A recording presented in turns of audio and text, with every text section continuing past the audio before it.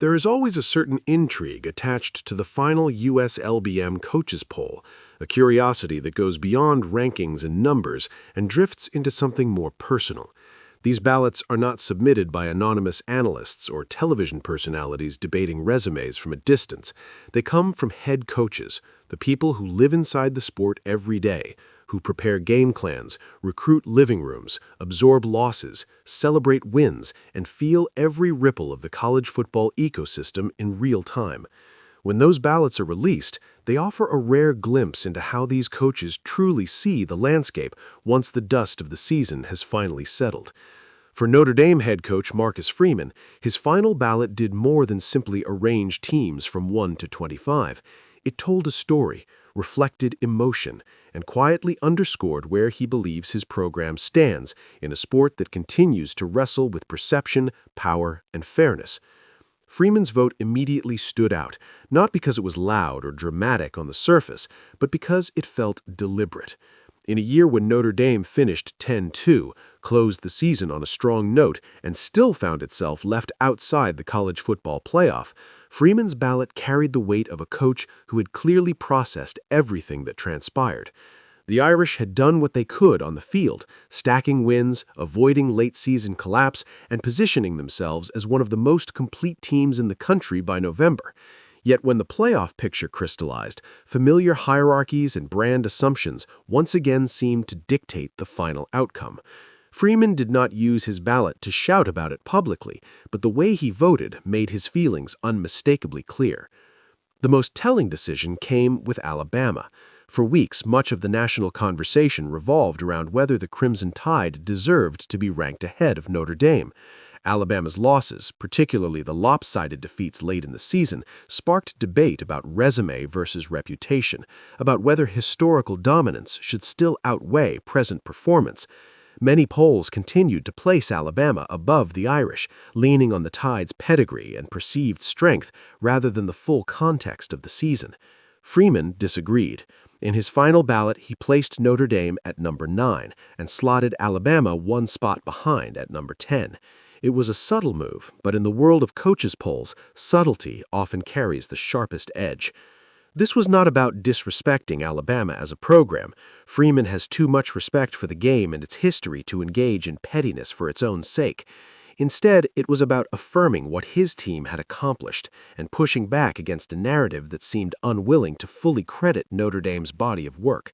By ranking the Irish ahead of the Crimson Tide, Freeman sent a message that performance still matters, that what happens on Saturdays should outweigh assumptions built over decades. It was a quiet assertion of principle, one that aligned with how he has consistently carried himself since taking over in South Bend. Freeman's ballot also revealed an awareness of shared experience. He placed BYU at number 11, just one spot behind Alabama and 2 behind Notre Dame. BYU, like Notre Dame, had been passed over by the playoff committee despite a strong season and a resume that merited serious consideration. The Cougars' exclusion sparked similar conversations about access, opportunity, and how certain programs seemed to live closer to the playoff conversation than others. Freeman's vote acknowledged that reality. It felt less like a courtesy and more like a recognition from one coach to another program that had done enough but still been left wanting. That decision carried an additional layer of meaning given Notre Dame's future schedule. BYU is set to face the Irish in 2026, and Freeman's respect for the Cougars was evident. This was not strategic politicking or gamesmanship. It was an honest assessment of a team that earned its place among the nation's best, even if the postseason structure did not reward it. In a sport often criticized for selective memory, Freeman's ballot demonstrated an appreciation for context and fairness, traits that have become hallmarks of his leadership. Perhaps the most striking element of Freeman's vote, however, was not who he ranked high, but who he left entirely out. USC, Notre Dame's historic rival, did not appear anywhere on his top 25 ballot. In college football, rivalry games are built on emotion, tradition, and mutual respect, even when the animosity runs deep. But this omission felt intentional, almost symbolic. It was difficult not to read it as a response to USC's recent decision to step away from the rivalry, citing concerns about playoff access and scheduling disadvantage. For generations, Notre Dame and USC defined one another. The rivalry was not merely a game, it was a cultural exchange, a clash of coasts, ideologies, and football philosophies that shaped both programs' identities. To walk away from that history in pursuit of a perceived structural advantage struck many as a hollow move, a retreat from competition rather than an embrace of itself. Freeman's decision to leave USC out of his ballot felt like a reflection of that disappointment. It was not angry or theatrical, it was simply absence, and sometimes absence speaks louder than any statement. In a sport where coaches often delegate poll voting to assistants or staff members, Freeman's ballot felt personal. There was a sense that he took ownership of it, that he wanted his perspective to be accurately reflected rather than filtered through administrative routine. That alone made it compelling. Voting in the coaches poll can be a mundane task, an obligation checked off amid recruiting calls and staff meetings. Freeman turned it into an opportunity to quietly articulate his worldview. That worldview has been consistent since he arrived at Notre Dame.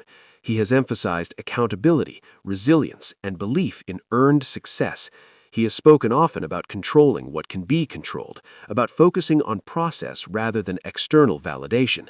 Yet moments like this reveal that he is also acutely aware how narratives are shaped and how respect is distributed across the sport. His ballot did not seek to burn bridges or stir controversy, but it refused to blindly accept a status quo that did not align with what he saw on the field. The irony, of course, is that Freeman's measured approach often draws more attention than overt protest ever could.